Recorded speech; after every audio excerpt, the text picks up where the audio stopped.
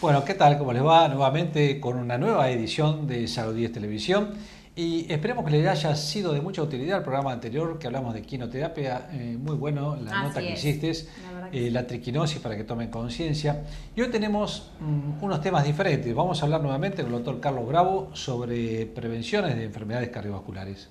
Con el doctor Gonzalo Vidal, por la prevención de enfermedades bucales también. Estuve en Tus Pagos, estuve en Tapalqué y hablé con la doctora María Julia Ojeda sobre los controles que nos debemos hacer los hombres, en realidad, que estamos a veces perdidos en una franja de edad que no nos hacemos los controles. Así es. También estuvimos con Valentina Marcovecchio, que estuvimos hablando sobre el cuidado de la voz, que es muy importante para los profesionales como maestros, cantantes, así que no se lo pierdan porque dio muchos tips para cuidarnos. Y bueno, y Marcela Brescia con su micro de nutrición y alimentación.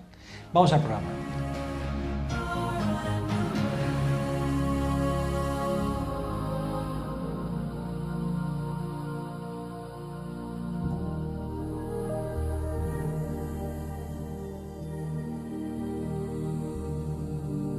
Hace un tiempo atrás hicimos una nota con el doctor Bravo y hablamos de la prevención específicamente en la parte infantil. Y hoy hay un tema que ninguno de los médicos se nos escapa en el consultorio cuando viene el paciente. Dice, cuando me pida los análisis, doctor, por favor pídame colesterol y triglicéridos. Contanos un poco qué es el colesterol, a ver, porque hay muchos mitos sobre todo esto y verdades, por supuesto, ¿no? Bueno, el colesterol son sustancias que están disueltas en sangre, que nosotros las podemos evaluar a través de un análisis. Hay distintas fracciones de colesterol o de lípidos, digamos, algunos nosotros las hemos denominado colesterol bueno y colesterol malo, que ya la gente lo tiene como incorporado en el lenguaje cotidiano. Estas fracciones de grasa nosotros las determinamos y evaluamos sus niveles porque tienen una íntima relación con el desarrollo de la enfermedad aterosclerótica o ateromatosa en nuestras arterias y en nuestro sistema circulatorio. Y como epifenómeno de esto, digamos, como cuadro final, vienen los infartos de miocardio, los accidentes cerebrovasculares, los trastornos circulatorios en las piernas. Entonces, por eso hay que concientizarse en tener los valores dentro de límites óptimos. Ahora, incluso esto vuelve un poco a lo que se habló en el programa anterior. ¿Cuándo nos tenemos que empezar a cuidar del colesterol? La realidad es del momento que nacemos, está demostrado en necropsias de pequeños, de chicos de muy corta edad que ya van desarrollando enfermedad ateromatosa, entonces esto es una enfermedad que es progresiva en la vida y que hay que cuidarse desde el nacimiento, o sea, con la calidad de alimentación y como dijimos en el programa anterior, inculcando una dieta más equilibrada y más actividad física. Yo creo que estos son hoy los pilares más importantes de esto. ¿Hay alguna forma de que, vos hablaste de colesterol malo y colesterol bueno, ¿hay alguna forma de que el colesterol bueno vaya más arriba y eso equipare un poco y baje los riesgos? Sí, sí, de la misma forma y la misma dieta y las mismas conductas que promovemos para bajar el colesterol malo, ¿no? Comer más carnes blancas, comer más verduras, más fibra, reducir la ingesta de embutidos, reducir la ingesta de enlatados en aceite. Adiós a la picada, entonces. No, no, a ver, todo esto tiene que estar acorde con los patrones culturales alimenticios que todos tenemos, ¿no? Yo creo que si vos hablas en un pueblo oriental de una picada tradicional como la nuestra, no les va a apetecer. Seguro. Y como a ningún argentino creo que le apetezca estar todo el día comiendo arroz integral y pescado. Claro. Entonces, todo esto lo tenemos que ir acomodando. Simón, yo le inculco a mis pacientes y siempre digo lo mismo, la dieta o la incorporación de una forma nueva de alimentarse no quiere decir un sacrificio, no quiere decir una tortura, porque si le imponemos de esa manera vamos a ir al fracaso. Seguro. Entonces lo que hay que ir haciendo es reduciendo la cantidad de comidas de mala calidad. En nuestra acervo y cultura tenemos la picada como una norma en nuestra vida y bueno, eso hay que ir reduciendo. Y aumentando la actividad física, ¿no? Claro, y aumentar mucho la actividad física. Esto creo que hoy estamos por suerte viendo muchos adultos en el parque, en la pista, Sí. en las calles de nuestra ciudad caminando y eso es muy bueno. Y también estamos viendo muchas motos que eso no es muy bueno. No, Muy no, eso bueno. no, realmente no. Te hago otra pregunta. El colesterol, las enfermedades que producen el colesterol generalmente es una enfermedad bastante silenciosa, por lo cual mucha gente dice, bueno, ¿para qué me voy a hacer un control si realmente no tengo ningún tipo de síntoma? Eso no es tan así, ¿verdad? Es tal cual lo decís, es una enfermedad silenciosa, solamente nos enteramos de su presencia cuando sucede el epifenómeno, que es o el infarto de miocardio o tenemos un accidente cerebrovascular. Ahí nos enteramos y descubrimos, gran parte de la población, el desarrollo de esta enfermedad silenciosa. Y es por eso que nosotros debemos inculcar a los padres fundamentalmente el cambiar la conducta alimentaria de los hijos, y en los adultos empezar a incorporar la cultura de una alimentación más sana y de más actividad física. Yo creo que hay que hacer mucho hincapié, Simón, en inculcar la actividad física, porque me parece que es una herramienta fundamental para combatir eso. De acá al parque, todos los que nos están escuchando mañana, empezar a caminar, es fundamental eso. No se pierde tanto tiempo y se gana muchísimo. Te hago otra pregunta. Hay gente que, por ejemplo, hace actividad física, come bastante sano y tiene valores de colesterol alto. ¿Esos también son pacientes de riesgo? Sí, son de pacientes de riesgo. Nosotros siempre decimos que el problema del colesterol es una mesa de varias patas, y una de esas patas es la genética, la predisposición familiar, y seguramente yo tengo pacientes vegetarianos que tienen problemas de colesterol. Eso está marcado en su genética, pero se puede resolver, hay medicamentos y drogas muy buenas que realmente ayudan a prevenir el desarrollo de enfermedades cardiovasculares. Perfecto. Bueno, los triglicéridos es un poco lo mismo que veníamos hablando y terminamos en lo mismo. La actividad física y la dieta es fundamental para tratar de prevenir enfermedades cardiovasculares y fundamentalmente los accidentes cerebrovasculares y los infartos de miocardio, ¿no? Que son los dos principales que pueden llegar a afectar esta enfermedad, como también producir cuadros de falta de memoria, falta de aprendizaje, todas esas cosas que se ven a las placas de ateroma que se fijan en las arterias, ¿verdad? Sí, y yo quería agregarte una cosa, sí, Simón, que creo que está íntimamente relacionada con esto, creo que da para otro programa, que es el estrés. Estamos viendo que las elevaciones de los niveles de colesterol y todo esto que estamos tratando de combatir tienen también una relación directa con el estrés. La gente está viviendo muy tensionada, se están viviendo situaciones por ahí políticas o económicas en el país que nos terminan repercutiendo en nuestro metabolismo, en nuestras grasas, ¿no? Sin duda. Bueno, eso es más difícil que lo podamos compensar, ¿no es cierto? Pero lo otro sí, la dieta y la actividad física sí. Por ahí habrá que mirar menos noticieros. Y más saludez. Exactamente. Bueno, muchas gracias, Carlos, por estar con nosotros. No, gracias a vos. Continuamos, gracias.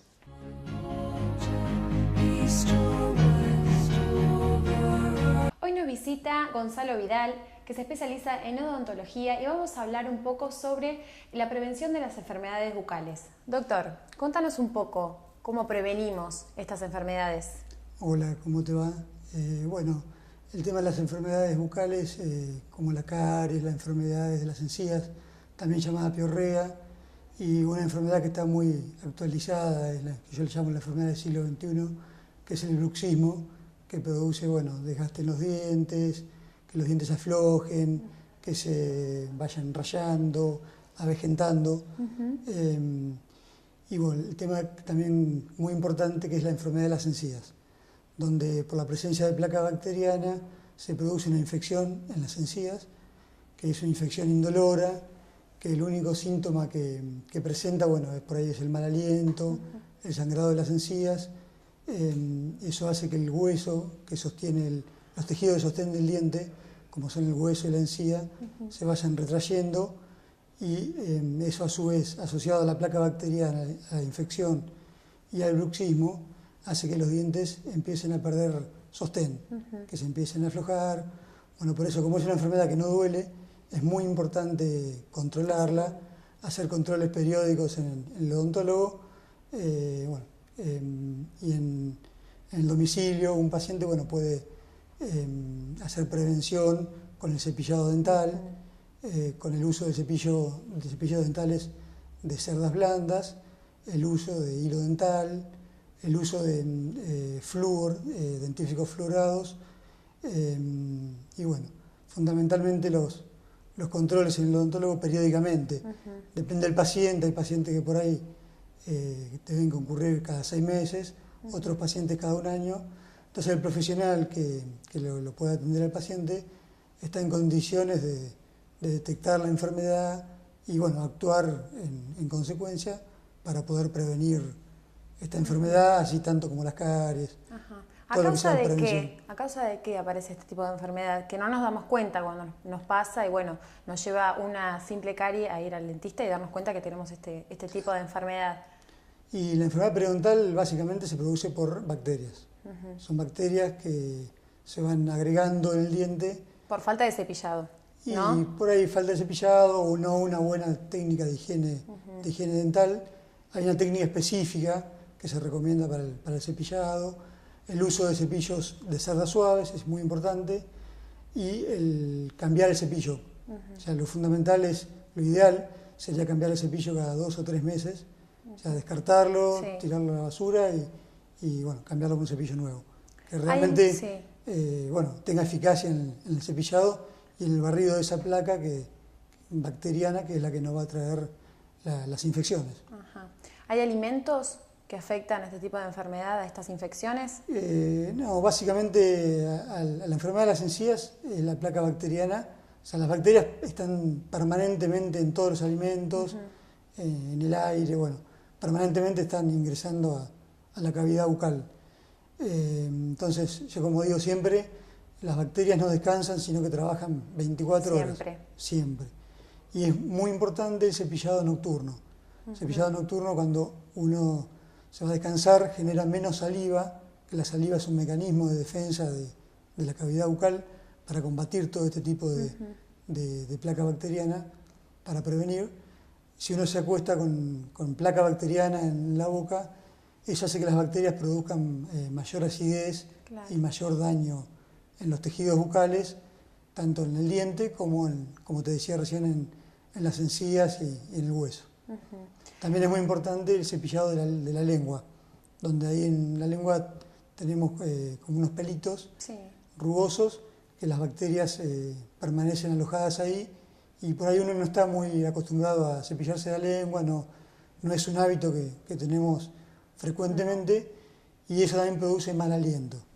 Tanto el tema de la enfermedad de las encías, las caries, las infecciones severas que puede haber en la boca, y el tema de la lengua producen mal aliento, y presencia de placa bacteriana permanentemente.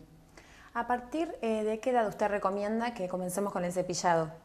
Y generalmente un bebé, cuando ya a los 6 meses empiezan a aparecer los primeros dientitos, sería ideal que la madre o el padre, jugando, empiece a incorporar el hábito de cepillado.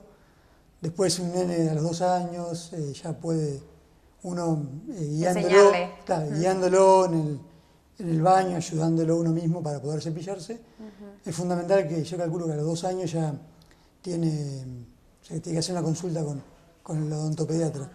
Nosotros en nuestro consultorio trabajamos con la doctora Marcela Sabatini, que es odontopediatra, entonces apuntamos mucho a la prevención desde chiquitos y a fortalecer todo lo que sea prevención, bueno, obviamente con los buenos hábitos de técnica de higiene, el uso del hilo dental, el uso de flúor, de terapias fluoradas, que puede ser con buches, con el dentífrico, con flúor en el consultorio, aplicación de flúor profesional, que eso es muy importante para que no se produzcan caries. ¿Eso lo recomiendan ustedes según qué tipo de infecciones tenga cada paciente? No, el flúor, el dentífrico siempre todos los dentífricos actualmente tienen flúor, es muy importante.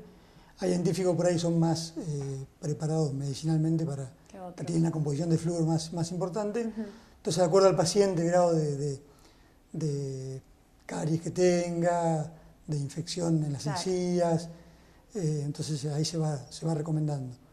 Pero lo importante también es los controles. O sea, un paciente, lo ideal es que se controle cada 1 año, que vaya al consultorio, entonces el profesional puede precozmente puede detectar cualquier tipo de enfermedad, de caries, o sea, para que no no siga avanzando, y eso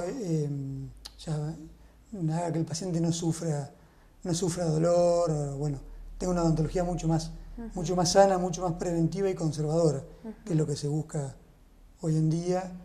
Ya la odontología ha cambiado mucho. Bueno, doctor, muchísimas gracias. La verdad que nos sirve un montón todos los consejos que nos ha dado hoy. Bueno, muchas gracias a usted. Bueno, nosotros seguimos con más Salud 10.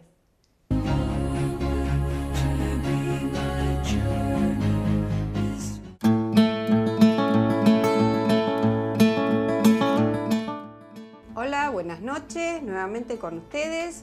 Gracias por todas las cosas lindas que nos dicen, los temas que nos están tirando, la idea de lo que quieren que hablemos, así que estamos anotando todo. Vamos a hablar hoy de un tema que es muy importante y donde hoy se hace más hincapié esta cuestión, que es la porción justa. Sea para cualquier tipo de plan alimentario que uno quiera encarar, tiene que aprender a saber cuáles son las porciones. Yo últimamente no estoy hablando de calorías, porque es difícil transformar un aporte calórico a una medida. Entonces, lo que vamos a tratar de ver hoy, ¿qué es una porción justa? Y cuando uno habla de porción justa, tiene 4 situaciones. Lo que debemos comer, lo que es una excesivamente chica, una porción excesivamente importante y lo que ya después pasamos a lo que es un atracón. Vamos a ir viendo qué es una porción de dieta extrema. Son aquellas porciones que se sirven con muy poco volumen, como estamos viendo, esto que parece demasiado gourmet, pero que es demasiado chica y de pronto. Si uno esto lo consume en un restaurante, genial. El hecho es extremar la porción a algo muy pequeño cuando lo estamos haciendo en lo cotidiano. A considerar esto es importante. Otra de las opciones es la porción justa. El hecho de distribuir los platos, el ver un plato grande, un plato chico y un plato más chico. Tratar de buscar el plato justo, este que no es el grande, donde tiene excesiva cantidad de alimentos, ni tampoco este excesivamente pequeño. La porción justa que yo puedo hacer es aquel que cubre la porción de lo que corresponde a lo que es el plato, sabiendo que no le voy a dar una excesiva cantidad. Va a estar dentro de lo que es el diámetro del plato. Por supuesto que también tenemos lo que es una porción excesiva, o sea, aquella que cubre todo el plato, donde está en demasiado elevado, donde estoy tratando de cubrir no solamente la porción del diámetro del plato, sino que también voy en exceso. Y eso es lo que es peligroso. Tengo que tratar de poder visualizar qué es lo que voy a estar comiendo. Y otra de las opciones, por supuesto, es el atracón. Aquellas mesas donde hay una gran variedad de comidas, gran variedad de sabores, diferentes texturas, dulces, salados, alimentos de desayuno con almuerzo, o sea, donde uno come excesivamente demasiado, mucha cantidad de alimentos. Por eso la idea es, ¿cómo reconocemos qué es una porción? ¿Qué es lo que debo comer? ¿Qué sería un plato saludable? Aquel que va a cubrir de mi plato una porción de carne. Cuando uno lo quiere simplificar, dice que la palma de la mano va a ser, mi palma, la de cada uno, va a ser la porción de carne. Yo tengo una porción de carne donde ustedes ven, puedo ocupar mi mano. Esto es lo que es mi porción. ¿Cómo cubro mi porción de alguna pasta? Va a ser lo que sería un pocillo en crudo, que esto va a aumentar el volumen y va a tener la porción de 3 veces. Si hablamos de una pasta, diferente, esto es arroz, si hablamos de una pasta, tenemos que tener en cuenta, un paquete de tallarines son de medio kilo, son 5 porciones. La porción en seco serían 100 gramos. Algunos datos hacen que uno pueda, vienen muchos recipientes donde uno puede medir una porción, 2 porciones o 3 porciones, y si no, tomar cualquier botella de vino, por ejemplo, y el orificio que cubre, que corresponde al corcho, esa es la porción de 100 gramos. Otra opción es cubrir en una ensaladera. Una porción abundante de verduras crudas, cocidas, sería una porción óptima. Yo puedo tener una porción de verduras aparte de lo que sea mi plato. Otra opción es utilizar de este mismo plato algo cocido en el mismo y algo crudo fuera de él. Otra de las cuestiones de porciones, estaríamos hablando de frutas del tamaño de una pelota de tenis, de lo que puede ser mi puño cerrado, de aquello que yo puedo colocar en un compotero, o sea que puedo cubrir este volumen, sería cuando hablamos de una porción. Una porción de fruta sería que yo puedo comer, por ejemplo, 3 al día, serían comer 3 tamaños de pelota de tenis o algún bols si es alguna fruta, que supongamos hablamos de frutillas o sandías. Entonces, aquello que cubra esta porción lo voy a poder utilizar en un compotero o en una taza de desayuno. Por supuesto que las verduras crudas son las que más aporte de volumen tienen, entonces yo puedo cubrirlo en uno extra. Si yo quiero consumir una cantidad más justa, puedo elegir un plato medio. Este plato medio más completo me va a dar sensación de mayor plenitud porque voy a terminar todo lo que está en este plato. Otra de las opciones es, si no uso verduras, un compotero, es decir, tengo que cubrir una taza de desayuno. Puedo llegar a tener de 3 a 5 porciones y puedo colocar la cantidad de verduras crudas. Simbólicamente la taza de desayuno, no es que debemos comer en la taza, pero simbólicamente esta es la porción que vamos a utilizar. Con respecto a cuando uno habla de cucharas, como ven tenemos 4 porciones, 4 tamaños, la de café, la de té, la de postre y la sopera. Cuando uno hace referencia a planes de alimentación, generalmente se utilizan las cucharas, la cucharita o la cuchara de té. Por ejemplo, acá tenemos, esto es aceite, esto es lo que tenemos que medir. Acostumbrémonos que no es el chorro de aceite, sino a utilizar esto que es mi porción, o si fuera una mermelada, o si fuera una porción de queso. Estas son las porciones, una porción. Por supuesto que yo también puedo utilizar la porción del dedo, esta es una porción, un cuadradito, o el pulgar va a ser un cuadradito, utilizándolo como un ejemplo de la porción de lo que voy a llegar a consumir, y de esta manera me voy familiarizando con las porciones. Uno debe tener esta visión de cuánto es la porción. ¿Por qué? Porque estamos considerando que de pronto uno dice, y yo no como mucho. ¿Comparado con quién no como mucho? Quizás para mí una porción normal es comer 3 milanesas y para otro es comer 5. Entonces, uno tiene que ir regulando las porciones dependiendo del hábito y del consumo calórico que va a tener que utilizar. Entonces, visualicemos bien qué sería plato, cuánto lo voy a llenar, cómo voy a hacer para cubrir estas diferentes porciones, ojo con las grasas, acuérdense los aceites, la porción de lo que debemos consumir, y tratar de hacer de este menú algo que sea saludable. Cocinar menos, por lo tanto compro menos, cocino menos y de esta manera trato de evitar de llevar fuentes que pueden llegar a correr el riesgo de no poder medir cuánto tengo que consumir. En próximos programas iremos haciendo hincapié en determinados menúes para ver qué es la porción. Pero mi idea era utilizar esto de puño, mano, la palma, el dedo, una porción, el mouse, la porción de pastas, un nidito de pastas. Estas son las porciones que podemos consumir. El tema da para mucho, se me está acabando el tiempo. Para próximos programas seguiremos hablando de porción justa, del hambre, del apetito, y vamos a entrar en el grupo de las patologías, obesidad y demás, que es lo que nos están pidiendo. Gracias por acompañarnos y nos vemos en un próximo programa.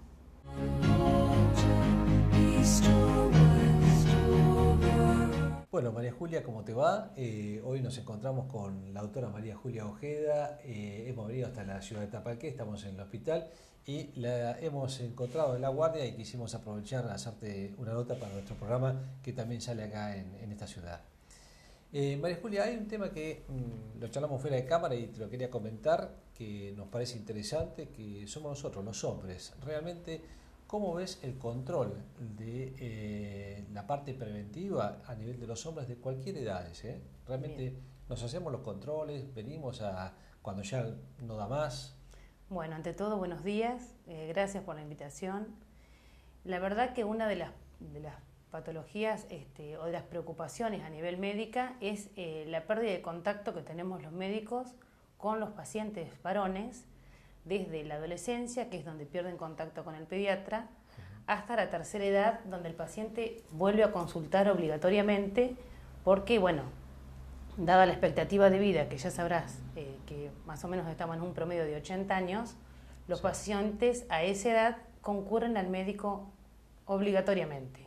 No queda otra. Exactamente. Nuestra preocupación, ¿cuál es? Es el grupo etario que va entre los 14 y los 50, 55 años, donde vemos que el hombre realmente no concurre al médico por controles de pacientes sanos, sino que lo hace directamente ya con la patología sintomatológica. Ya establecida, claro. Es una gran preocupación realmente porque vemos que hay un montón de patologías que de detectarse preventivamente tienen muchas chances de tratamiento. Sí.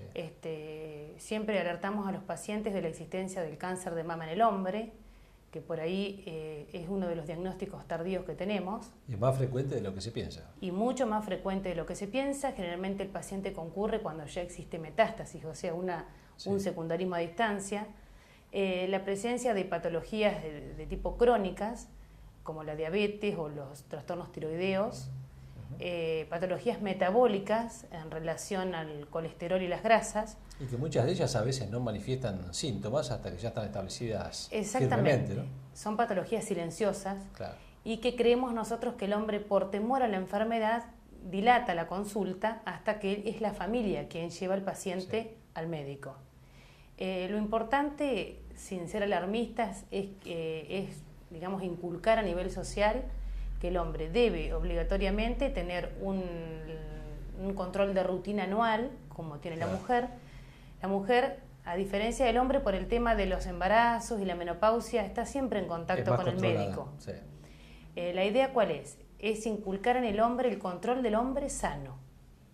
¿Para qué? Para que nosotros tengamos muchas más posibilidades de tratamiento de patologías que pueden tener una mejor calidad de vida y un diagnóstico oportuno y preciso cuando el paciente consulta por una rutina anual. Sí.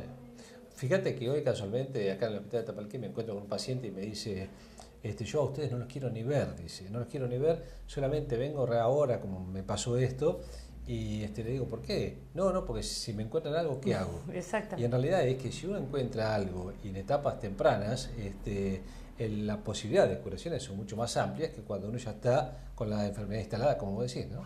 Exactamente. Siempre priorizar que el paciente se maneje con el médico de cabecera, porque el paciente es todo uno, no es una parte del paciente, para que el médico de cabecera vaya orientando los controles del hombre sano y podamos tener lo que decíamos recién, muchas más posibilidades. Si nosotros vemos en la expectativa de vida del hombre con respecto a la mujer tiene mucha expectativa de vida en el grupo etario.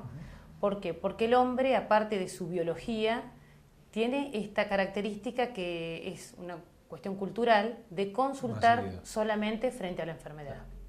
Fíjate que hay una cosa que también el otro día estábamos charlando, del tema de las obras sociales, de las prepagas, que generalmente no propagan la realización de estudios al paciente sano.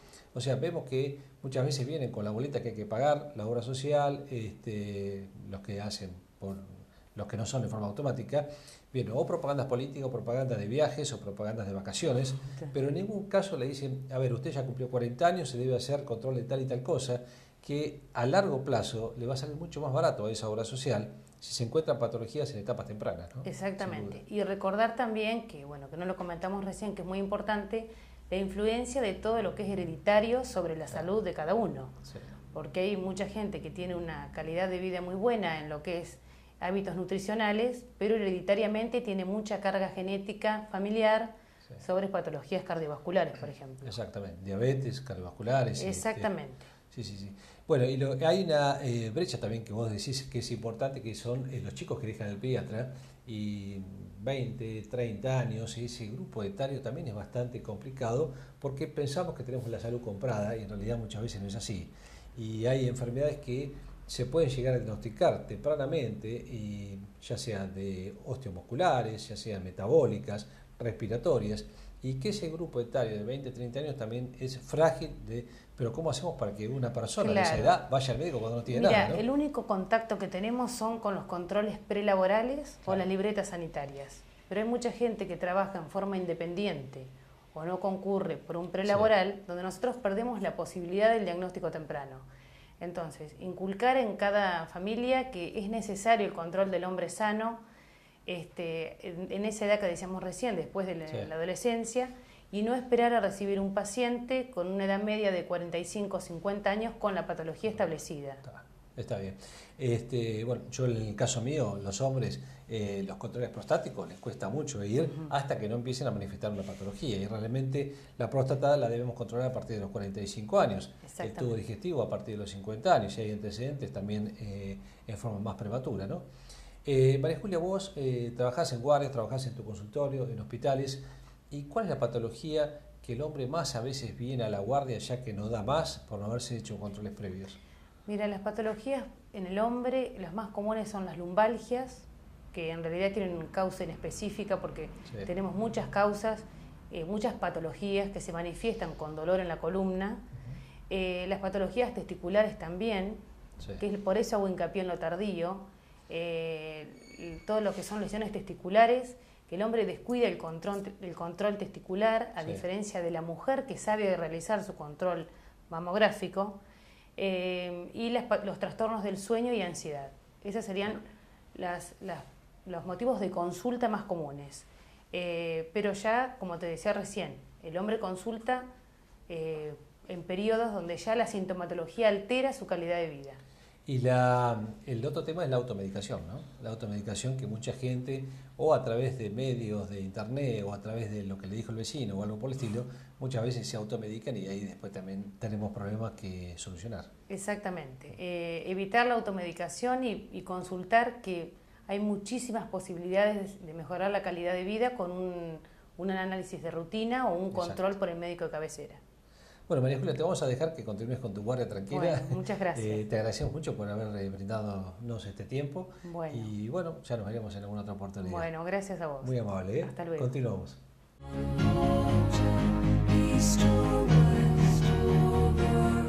Hola, hoy nos visita Valentina Marcovecchio, fonoaudióloga, y vamos a hablar sobre la disfonía y los problemas más frecuentes que tenemos en la voz. Valentina, ¿cómo estás? ¿Qué tal? ¿Cómo estás? Muy bien. Bueno, contanos un poco qué es la disfonía. La disfonía es una alteración en la emisión de la voz que varía desde la voz eufónica o la voz normal hasta la pérdida total de la voz o afonía. Cuando hablamos de disfonía, hablamos de disfonías para la voz hablada como también para la voz cantada. Para nosotras como fonoaudiólogas es muy importante cuando se realiza un diagnóstico médico de una disfonía poder saber si esta disfonía es una disfonía orgánica o una disfonía funcional. Cuando hablamos de disfonías orgánicas estamos hablando de disfonías con lesión en el aparato fonador, y cuando hablamos de disfonías funcionales estamos hablando de disfonías que tienen que ver con el uso de la voz donde no hay una lesión en el aparato vocal. Como un docente o un cantante o algún profesional que trabaje con la voz, una disfonía puede ser causada por el mal uso, ¿no? Sí. Generalmente hay poblaciones que tal vez son más vulnerables a poder padecer una disfonía, que son todas aquellas que hacen un uso intensivo con la voz, como pueden ser los docentes, los profesores, los telemarketers, los locutores, los cantantes, los vendedores ambulantes. Son profesiones que tienen que hacer un uso de la voz intensivo durante mucho tiempo. Diríamos, los docentes están dentro de un grupo bastante importante que padecen disfonías bastante frecuentes. Generalmente el docente, a pesar de tener una disfonía, sigue hablando, no como quiere, sino como puede. Y bueno, para nosotras como fonoaudiólogas es muy importante poder ayudarlos con respecto a su disfonía, por eso siempre remarcamos y le pedimos que cuando concurran al médico concurran con un diagnóstico certero de la disfonía que padecen para nosotras poder elaborar el tratamiento. Así es. ¿Cuáles son esos tratamientos más básicos que se le hace a una persona que va a la fonoaudióloga solamente por una disfonía? Y el tratamiento varía de acuerdo a la patología, ¿sí? De acuerdo al diagnóstico, es que nosotras vamos a planificar ese tratamiento. Dentro de las patologías por ahí más frecuentes que nosotras tenemos en el consultorio y que el docente viene con ese diagnóstico es el diagnóstico de nódulos. Y lo importante de esta patología es que es una patología recidivante. Cuando hablamos de patología recidivante estamos hablando de patologías que pueden volver a ocurrir si los docentes no mejoran sus hábitos fonatorios incorrectos. Y en los hombres una de las patologías más frecuentes que encontramos son los pólipos. Cuando una persona tiene nódulos vocales, ¿se curan? Sí, de acuerdo al estadio en el que está el nódulo, ¿sí? Si está en un primer estadio, por lo general con un tratamiento, ese nódulo desaparece, ¿sí? Generalmente el nódulo es una patología que aparece por abuso, por mal uso y sobreuso vocal. Lo importante también es concientizar a las personas que no todas las laringes son iguales, No, ¿sí? sí. A veces hay docentes que trabajan 4 horas y tienen una disfonía, ¿sí? O una patología vocal, por ejemplo, un nódulo, y a veces hay docentes que trabajan 8 horas o profesores que trabajan tal vez más cantidad de horas y no tienen una disfonía. Esto habla de que todas las laringes no son iguales, que hay laringes que son más vulnerables a otras, y lo importante es que cada uno de los docentes, hablando en este caso en particular, es que tomen conciencia de eso y que aprendan, ¿sí?, a trabajar todo lo que tenga que ver con el manejo de la voz. Y una persona normal que tiene una disfonía, ¿se puede acercar a la fonoaudióloga, hacerse ver por si puede llegar a tener un nódulo vocal? ¿Cuáles son esos síntomas? Sí, generalmente hay síntomas que nos hablan que la voz no está funcionando bien, como por ejemplo la fatiga vocal al final del día o al terminar una jornada, o sentimos que, por ejemplo, antes podíamos cantar o llegar hasta determinada nota y ahora no podemos. Hay otros síntomas que tienen que ver con la sensación de ardor, de quemazón en la zona del esternón, que hablaría de un reflujo faringiolaringio, que es importante tener en cuenta. Por ahí, bueno, el cansancio vocal, como yo recién te dije. A veces las personas que están a nuestro alrededor suelen decirnos que hablamos muy fuerte, Claro, sí. Entonces por ahí consultar si por ahí no hay algún problema auditivo. Igualmente, siempre que uno tiene algún problema en la voz, lo principal es consultar con el médico especialista, que es el otorrinolaringólogo, quien va a realizar un diagnóstico a través de un estudio que se llama fibrolaringoscopía, y después que él observa cómo están esas cuerdas vocales y realiza un diagnóstico, recién concurren a la fonoaudióloga para que ella pueda elaborar un tratamiento. Claro. O sea, está claro que la disfonía se cura, que la voz, más allá de que tengas un nódulo, que después se opere y demás, pero siempre vuelve la voz, ¿no? Sí, hay veces que sí, a veces la voz no vuelve a ser igual que antes. Pero no nos quedamos difónicos, digamos. Sí, por eso te decía que, digamos, la disfonía es una alteración en la emisión de la voz.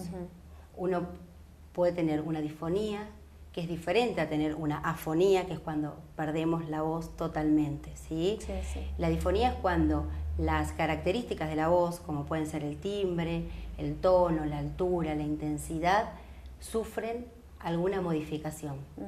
A veces las recuperamos, ¿sí? Con el tratamiento, y otras veces tal vez tengamos una voz que no vuelve a ser como era antes, ¿sí? Claro, pero podemos mantenerla. Bueno, para terminar un poco, danos unos tips para tener una voz saludable. Sé que el agua tiene mucho que ver, porque hidrata las cuerdas vocales, ¿no es así? Sí. El agua es fundamental para todos los profesionales de la voz. Consumir 2 litros de agua por día es fundamental porque las cuerdas vocales necesitan estar hidratadas. Descansar 8 horas diarias. Controlar el estrés. Muchas veces el estrés, los factores emocionales impactan en la voz negativamente. Controlar el tema de la postura, las tensiones en el nivel del cuello, de la zona cervical. La alimentación también es fundamental con respecto a la voz, sobre todo para aliviar todos los síntomas digestivos. La miel, el té, el limón, eso es una de los... Nosotros a veces le decimos, bueno, son mimos para las cuerdas vocales. Claro, tomar un té con miel, jengibre, tener un caramelo de miel en la boca, bastante tiempo, ¿sí? Cuando, por ejemplo, sentimos que la boca está seca, eso habla de deshidratación. No pasar mucho tiempo sin tomar agua, no gritar, es fundamental. Solamente un grito puede lesionar nuestras cuerdas vocales. A veces uno le dice al docente esto del grito, porque a veces el grito se convierte en un hábito, ¿sí? Uno grita o habla fuerte. Se acostumbra. Claro, mucho tiempo, y está lesionando las cuerdas todo ese tiempo. Entonces, bueno, cambiar esos hábitos. A veces los pacientes empiezan a mirar esto que uno a veces le dice, que parece sencillo, pero ellos comienzan a mirar esto, ¿sí? Si toman agua, cómo se ponen frente a la clase, por ejemplo, utilizar las tizas mojadas, porque el polvo a veces nos hace mal, o utilizar las pizarras, no hablar cuando estamos mirando el pizarrón, porque la voz no se proyecta, ¿sí? Choca contra el pizarrón y los alumnos no nos escuchan, bajar los ruidos de fondo, porque a veces eso hace que uno compita con ese ruido y eleve la intensidad de la voz y no se escucha. Esas son por ahí las recomendaciones más importantes que deben tener en cuenta, no solamente el docente, sino también todos, cualquier persona que quiera cuidar su voz. Tal cual. Bueno, Valentina, muchísimas gracias. Seguramente vamos a tenerte de nuevo para hablar de otros temas más importantes, ¿no? Que la difonía es algo leve, ¿no? En lo que ustedes tratan. Pero hay muchísimas cosas más para hablar. Así que muchas gracias nuevamente y nosotros seguimos con más Salud 10.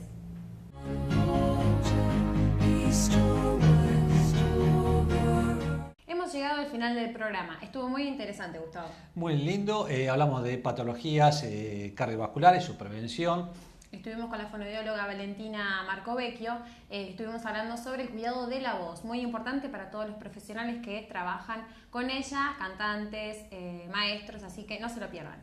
Y desde tu ciudad hablamos con María Julia Ojeda, que estuvimos en el hospital de Tapalqué, sobre patologías que deberían controlarse los hombres. Así es, también con Gonzalo Vidal, que estuvimos hablando sobre la prevención de enfermedades bucales. Bueno, hemos llegado al final de este programa, realmente contentos y tenemos muchos temas que nos están enviando a través de mail que vamos a tratar de ir evacuando en programas posteriores para tratar de que lleguen a todos ustedes con medidas de prevención y educación en salud. Así es, entonces un beso muy grande a la gente de Tapalqué, Azul, Cacharí, que siempre nos sigue todos los lunes. Y nos acompañan. Así es. Muchas gracias, nos vemos en 7 días.